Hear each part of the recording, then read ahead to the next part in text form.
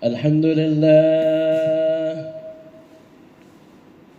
الحمد لله الذي اختار البقاء لنفسه وارتضاه وحكم فيهم بعدله وأمضاه ويسر كلا لما خلق له فأرضاه فساوى بالموت بين الغني والفقير وجعل التراب مالا للدنيء والشريف أحمده سبحانه وتعالى وأشكره والشكر يوجب المزيد من رفده وأشهد أن لا إله إلا الله وحده لا شريك له شهادة خالصة تنجينا من أهوال يوم القيامة وأشهد أن سيدنا محمدًا عبده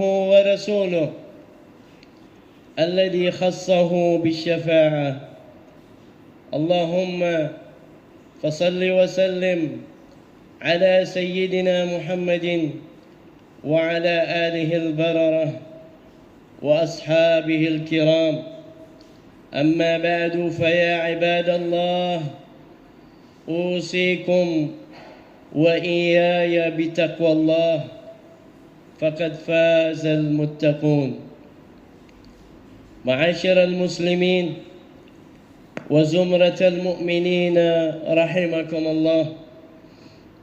Marilah kita bersyukur kepada Allah Subhanahu wa taala atas segala nikmat yang telah Allah berikan kepada kita, utamanya nikmat iman dan Islam serta sehat wal afiyah, sehingga alhamdulillah berkat nikmat iman dan Islam mengantarkan kita melangkahkan kaki kita ke Baitullah, masjid di tempat yang mubarak ini, menunaikan kewajiban kita.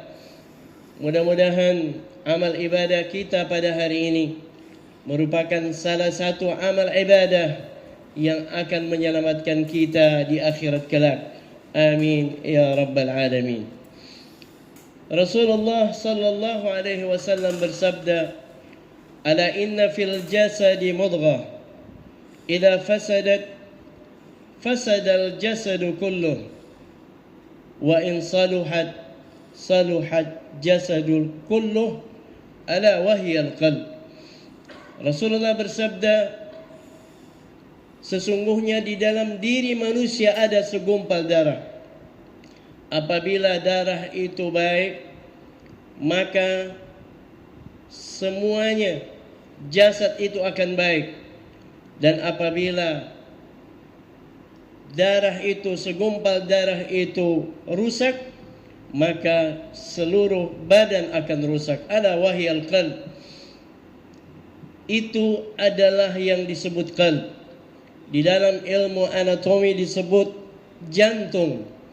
Dan di jantung itu ada perasaan, ada hati, ada rasa benci, ada rasa senang. Untuk jantung dalam bentuk fisik, kita semua tahu bahwa apabila ada penyumbatan maka akan berakibat negatif kepada diri kita.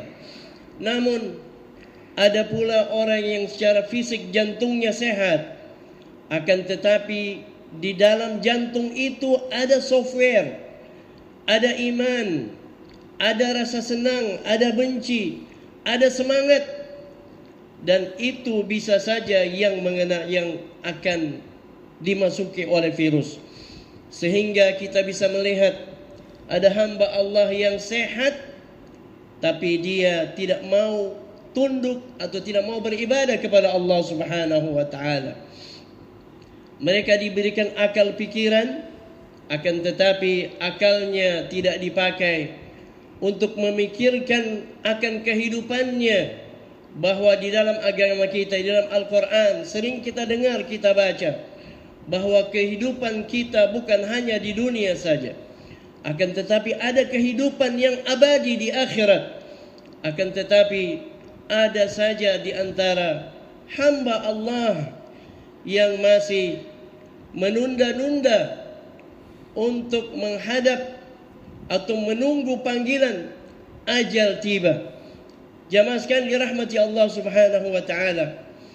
Apabila orang sering membaca Al-Quran, maka hatinya akan tenang. Karena di dalam Al-Quran itu disebut adalah syifa. Bahkan di dalam Al-Quran Allah berfirman, A'udzubillahi minasyaitonir rajim, tentang keagungan Al-Quran. Lau anzalna hadzal Qur'ana ala jabal la ra'aitahu khashi'an mutasaddian min khasyatillah.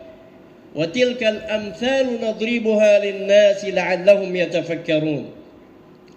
Jika Al-Quran ini kami turunkan kepada gunung, sungguh kalian akan melihat gunung itu tenang atau khusyuk, bahkan dia bisa terpecah karena takut kepada Allah. Wa tilkal amthalu nadribuha lin-nasi la'allahum yatafakkarun. Dan ini adalah perumpamaan kami sampaikan kepada manusia agar mereka berpikir. Di zaman dahulu umat Nabi Musa alaihi salam pernah terjadi pembunuhan, dan ternyata pembunuhan itu tidak ada yang mengetahui siapa yang membunuhnya, siapa pelakunya. Kemudian Allah Subhanahu wa taala memerintahkan melalui Nabi Musa agar mereka menyembelih seekor sapi. Singkat cerita, setelah mereka menyembelihnya, Allah berfirman, "Faqulna idribuhu bi ba'dihha, kadzalika yuhyillahu al-mauta wa yuriikum ayatihi la'allakum ta'qilun." Setelah mereka menyembelih sapi tersebut, kemudian Allah memerintahkan kepada mereka untuk memukulkan sebagian daging sapi itu kepada yang mati. Kemudian dengan izin Allah, orang yang mati itu hidup kembali. Kemudian dia berbicara dan menyampaikan siapa yang membunuh dia. Ini bukan cerita khayal, tapi ini kisah yang diabadikan oleh Allah Subhanahu wa taala dalam Al-Quran, bahwa pada saat orang yang sudah mati saja bisa dihidupkan oleh Allah di dalam dunia ini. Ini sebenarnya peringatan bagi kita semua, apalagi di akhirat. Ceritanya begitu banyak kisahnya di dalam Al-Quran tentang kehidupan sesudah mati. Akan tetapi umat Nabi Musa pada saat itu, mereka banyak yang hatinya keras. Allah berfirman, "Tsumma qasat qulubukum min ba'di dzalik, fahiya kal hijarati aw ashaddu qaswa." Kemudian setelah melihat kekuasaan Allah itu, bukannya mereka menjadi sadar, akan tetapi hati mereka menjadi keras. Fahiya kal hijarati aw ashaddu qaswa. Hatinya membatu, bahkan lebih keras daripada batu. Padahal wa inna minal hijarati lama yatafajjaru minhu al-anhar wa inna minha lama yashaqqaqu fayakhruju minhu al-ma' wa inna minha lama yahbitu min khasyatillah. Padahal Allah berfirman, di antara batu itu bisa mengeluarkan air, air itu bisa menjadi sungai. Bahkan di antara batu pun Allah bisa mengeluarkan air. Dan ada batu yang jatuh karena takut kepada Allah Subhanahu wa ta'ala. Mungkin sebagian orang akan mengatakan ini adalah hal yang mustahil. Bagaimana batu bisa takut kepada Allah? Tapi perlu kita ingat jamaah sekalian dirahmati Allah, bahwa Rasulullah sallallahu alaihi wasallam Al-Amin, yang jujur, yang disebut Al-Amin, bahkan julukan itu sebelum Nabi Muhammad sallallahu alaihi wasallam diutus. Beliau bersabda, "Inni la asma'u hajaran fi Makkah yusallimuni qabla al-bi'tsah."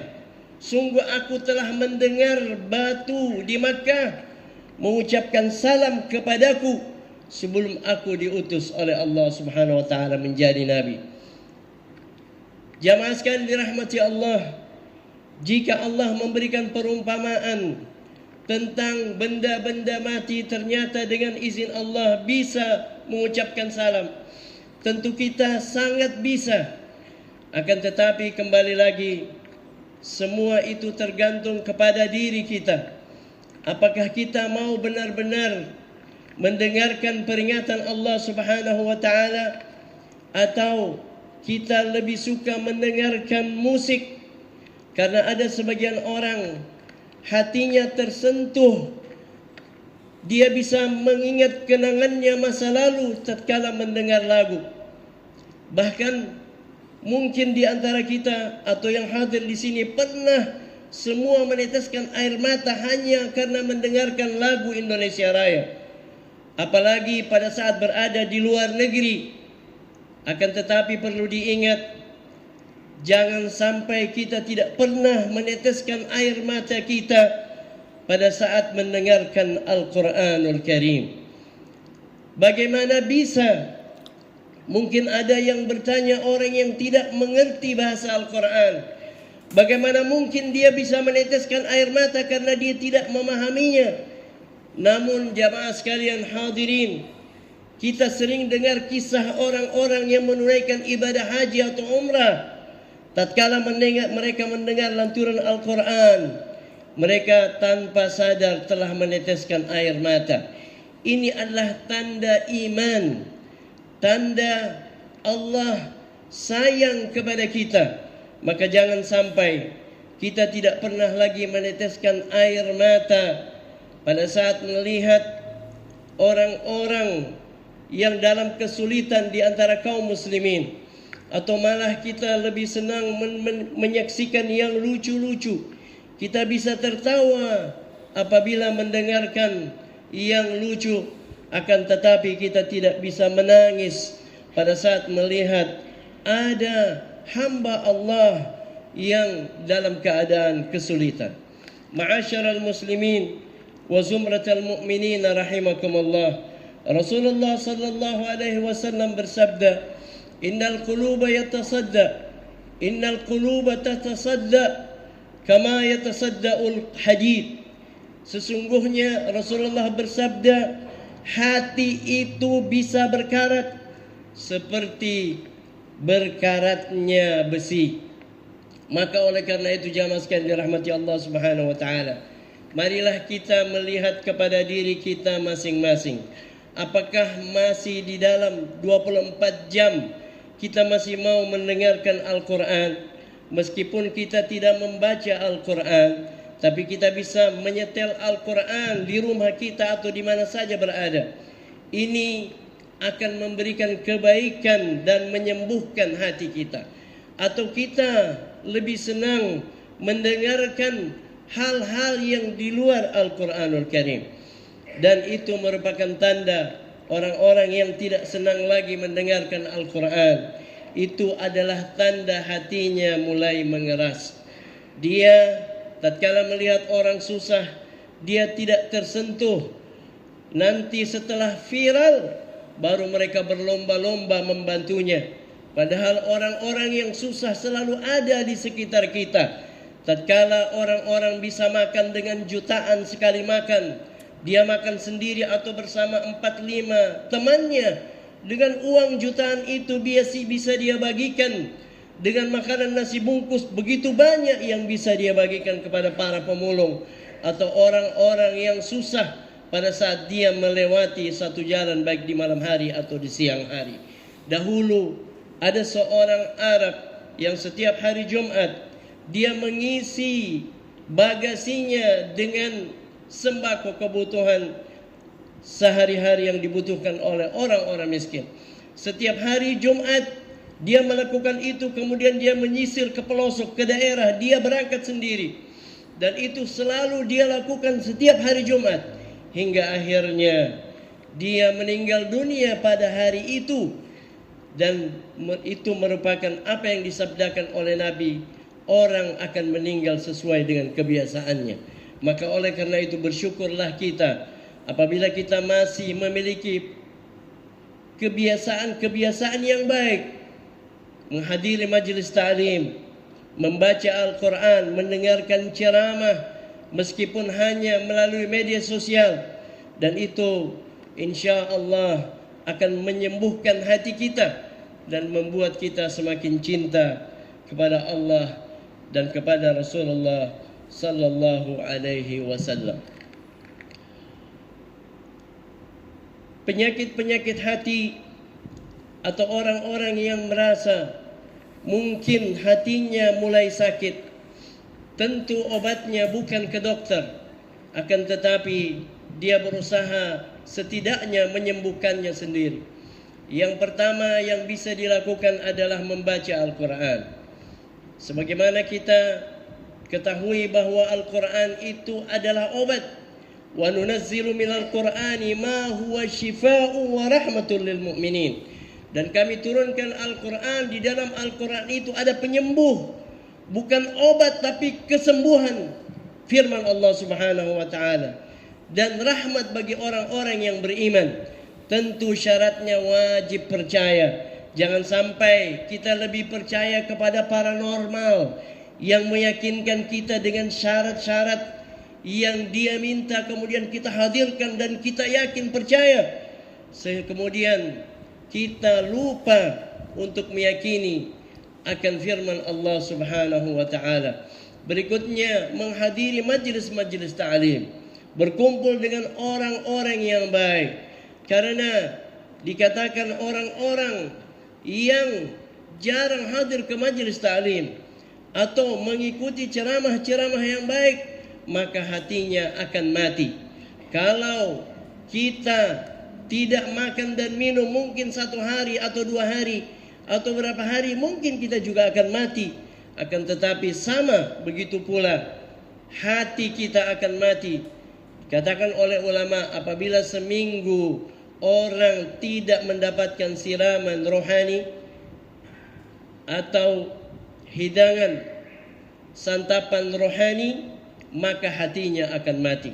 Maka itulah salah satu sebabnya di hari Jumat diwajibkan bagi orang beriman untuk hadir ke masjid, karena di sana setidaknya dia bisa mendengarkan nasihat-nasihat agama.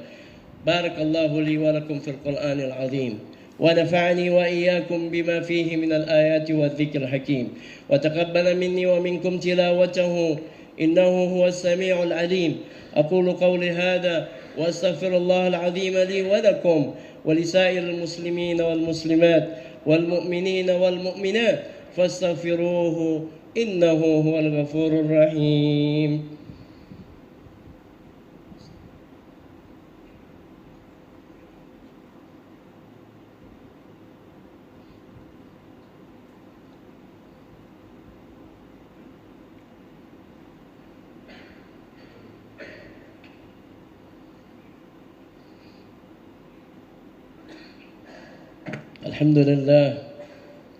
الحمد لله الذي أمرنا بالاتحاد والاعتصام بحبل الله المتين. أشهد أن لا إله إلا الله وحده لا شريك له، وأشهد أن محمدا عبده ورسوله. اللهم صل على سيدنا محمد وعلى آل سيدنا محمد. أما بعد، فيا عباد الله، أوصيكم وإياي بتقوى الله، فقد فاز المتقون. قال الله تعالى في كتابه الكريم وهو أصدق القائلين: أعوذ بالله من الشيطان الرجيم، بسم الله الرحمن الرحيم.